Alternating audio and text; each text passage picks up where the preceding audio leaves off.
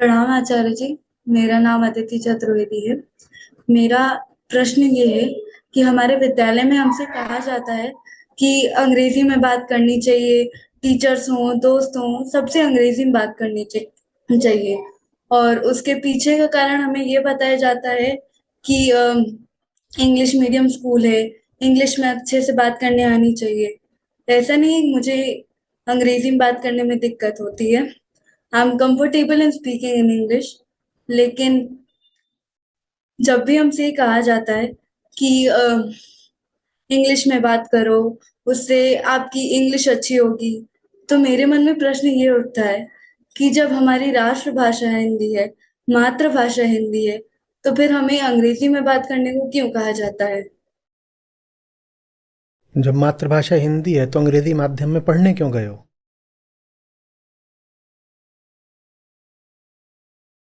हर चीज में राष्ट्रवाद नहीं लगा देना चाहिए। मैं हिंदी का बहुत बहुत प्रेमी हूं और इसलिए बोल रहा हूं। अरे भाई, तुम कहीं फ्रेंच सीखने जाओगे तो यही तो बोलेंगे वो कि जब तक हमारे इंस्टीट्यूट में हो तब तक फ्रेंच बोलो, क्योंकि तुमने खुद चुना है फ्रेंच माध्यम को। तुम खुद गए थे देख के कि अंग्रेजी माध्यम है। वहां अंग्रेजी माध्यम क्या मतलब होता है? कुछ भी पढ़ाएंगे, द मीडियम विल बी। तो गलत क्या कर रहे हैं? उन्होंने ये तो नहीं कहा कि जब स्कूल से बाहर निकल जाओ तब भी अंग्रेजी बोलो। उन्होंने ये भी नहीं कहा कि अपने घर में भी लगातार अंग्रेजी बोलो। वो कह रहे हैं कि तुमने खुद चुना है इंग्लिश मीडियम, हमने बता दिया था कि ये एक अंग्रेजी माध्यम स्कूल है, तो यहाँ आए हो तो अंग्रेजी बोलो। क्योंकि वहां नहीं बोलोगे तो बताओ तुम कहाँ बोलोगे? तुम्हारे घर में तो बोली जाती नहीं, बाजार में बोली जाती नहीं। और अंग्रेजी भाषा के साथ एक समस्या है, वो ये है कि वो जैसी बोली जाती है वैसी लिखी नहीं जाती। जैसी बोली जाती है ऐसी लिखी नहीं आती। तो तुम अगर उसको सुनोगे नहीं तो उसका उच्चारण कभी नहीं सीख पाओगे। सिर्फ अगर तुमने उसको पढ़ा और बोला नहीं तो तुम उच्चारण कभी नहीं सीख सकते। हिंदी में ऐसा नहीं है, क्योंकि हिंदी जैसी लिखी जाती है ठीक वैसी ही बोली जाती है। और हिंदी में आपको ये छूट भी उपलब्ध होती है। उदाहरण के लिए आप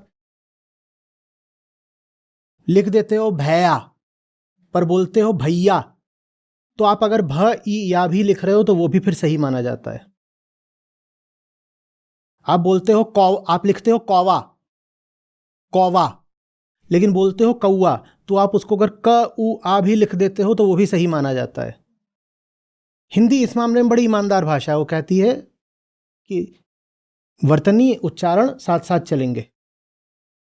अंग्रेजी ऐसी नहीं है ना, क्योंकि अंग्रेजी पे बहुत सारी भाषाओं का प्रभाव रहा है, क्योंकि अंग्रेजी उनकी भाषा रही है जो कॉलोनियल लोग थे। उन्होंने जगह जगह उपनिवेश बना दिए और वो बहुत खुले हुए लोग भी थे, तो उन्होंने जगह जगह की भाषाओं से अपने यहाँ पे शब्द स्वीकार कर लिए। उन्होंने फ्रेंच भी ले ली, उन्होंने ग्रीक भी ले ली, उन्होंने तो हिंदी और संस्कृत भी ले ली। इनके भी शब्द अंग्रेजी में शामिल हो गए हैं। तो इसीलिए अंग्रेजी में किस शब्द का उच्चारण कैसा है ये नहीं पता लगेगा तुमको।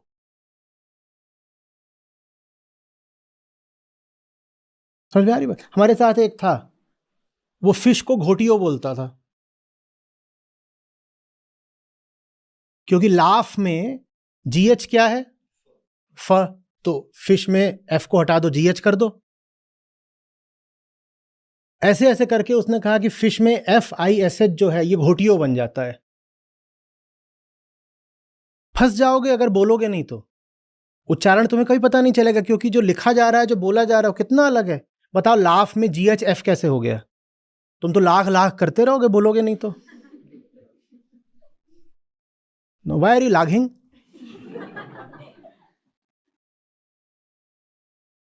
अगर बोलोगे नहीं तो तुम्हें कैसे पता चलेगा कि वो लाफ है, लॉग नहीं है? अंग्रेजी गड़बड़ भाषा है भाई, वैज्ञानिक भाषा नहीं है वो। उसमें तर्क वगैरह गड़बड़ है बहुत।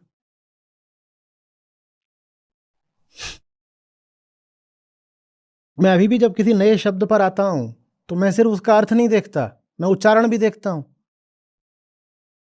अभी भी ऐसा होता है कि मैं उच्चारण गलत कर जाता हूं, क्योंकि इतनी व्यापक वो भाषा है। अंग्रेजी में हिंदी की अपेक्षा कई गुना ज्यादा शब्द हैं, क्योंकि वो फैली बहुत, जहां जहां गई फिर वहां से उसमें शब्द जुड़ते गए। नहीं पता चलता कि किसका क्या उच्चारण है। अभी कल परसों ही में पकड़ा गया। अब SUCCINT है, अभी इसमें 2 सी है, लेकिन एक सी कुछ बोलता है और एक सी कुछ बोलता है। कितनी कितनी अजीब, 2 सी हैं, दोनों अगल बगल बैठे हुए हैं, तो इसका उच्चारण क्या होना चाहिए? इसका उच्चारण क्या होना चाहिए? अगर 2 सी हैं तो दोनों सी ही हैं, दोनों दोनों एक दूसरे के अगल वाली बैठे हैं, तो इसका उच्चारण क्या होना चाहिए? या तो ससिंट हो या सकिंक्ट हो, पर उच्चारण इसका कुछ और है, सक्सिंट। एक सी कुछ बोल रहा है, दूसरा सी कुछ और बोल रहा है, मैं धरा गया। अब क्या करें? बोलोगे नहीं तो तुम्हें कैसे पता चलेगा कि उसका एक सी कुछ। और भारतीय जितने होते हैं उनके साथ, सबके साथ ये समस्या होती है, उच्चारण गलत करते हैं। हम लिख ठीक लेते हैं, उच्चारण गलत करते हैं क्योंकि हमने सुनी नहीं। और सुनोगे तब ना, जब वार्तालाप करोगे तो वार्तालाप जरूरी है। इस बात का मुद्दा नहीं बनाना चाहिए कि स्कूल बोल रहा है कि अंग्रेजी में बोलो। वो स्कूल है ही अंग्रेजी के लिए, उसके बाहर बड़ा बड़ा लिखा हुआ है इंग्लिश मीडियम स्कूल। तुम क्या सोच के वहां एडमिशन लेने गए थे कि उर्दू बोलोगे?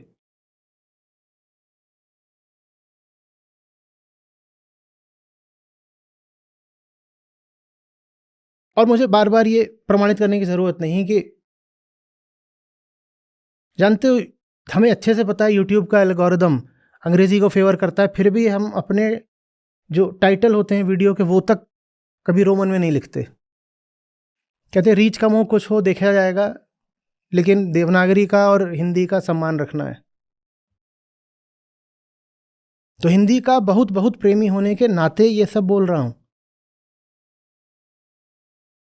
एक भाषा का प्रेम ये अनिवार्य नहीं करता कि दूसरी भाषा से घृणा करो।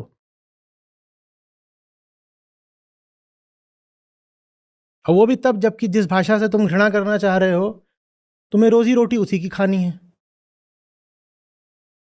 उसको गाली भी देना है, क्यों गाली देना है?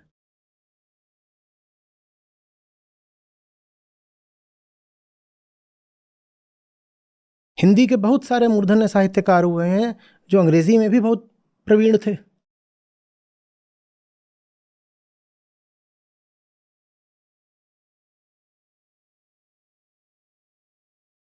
अज्ञेय का नाम सुना होगा ना, उनका अंग्रेजी में पढ़ना साहित्य।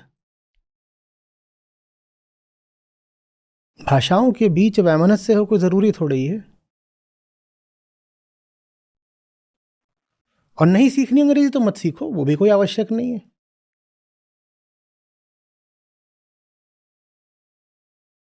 एक भाषा के तौर पे हिंदी की स्थिति कुछ मामलों में बेहतर होती जा रही है।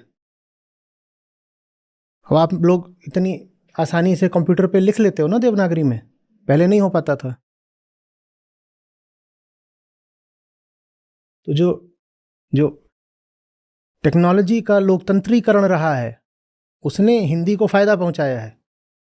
जितने ज्यादा लोगों के हाथ में टेक्नोलॉजी पहुंच रही है, तो हिंदी को लाभ ही हो रहा है।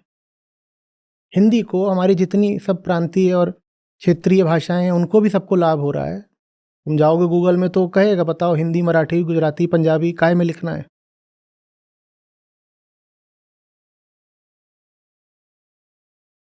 स्कूल गए हो और स्कूल इंग्लिश मीडियम है तो सीखो और बोलो और उच्चारण अच्छा रखो। नहीं तो हमारा हिंदुस्तानियों का उच्चारण ही बिल्कुल दहकता हुआ होता है।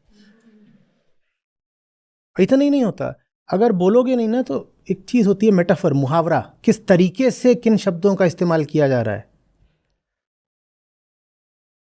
वो भी बोलचाल की भाषा से ही आता है। इसीलिए जब देसी लोग बाहर जाते हैं तो उन्हें अंग्रेजी आती भी हो तो भी वो अटकने लग जाते हैं, क्योंकि वहां का मुहावरा नहीं समझते वो।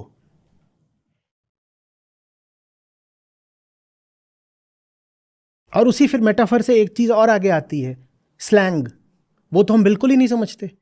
खैर, स्लैंग समझो नहीं समझो, मेटाफर तो समझना पड़ेगा ना, कि किन शब्दों का, किन बातों का उपयोग कैसे करते हैं। वो आमतौर पर लिखित में उतना नहीं होता, पर मौखिक में होता है।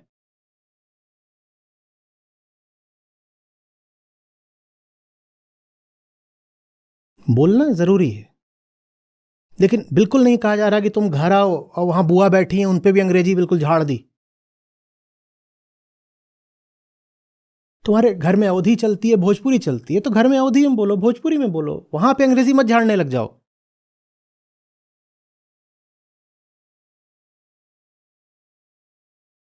क्या ये कोई अच्छी बात है कि किसी भाषा का उपयोग भी कर रहे हो और उसको बोलना भी नहीं आता? इसमें कोई सम्मान की बात है? अगर अंग्रेजी का इतना उपयोग कर रहे हो तो अंग्रेजी बोलने की भी तमीज होनी चाहिए ना, कि नहीं होनी चाहिए? कि घोटियो बोलोगे? अब समय हो रहा है, जाइए और उबेर टैक्सी बुला लीजिए। अब हिंदी में तो हमारा कुबेर चलता है, तो उन पढ़ा तो UBER है, तो उबेर ही होता होगा। मत बोलो अंग्रेजी, यही होगा, उसे उबेर उबेर करते रहो फिर।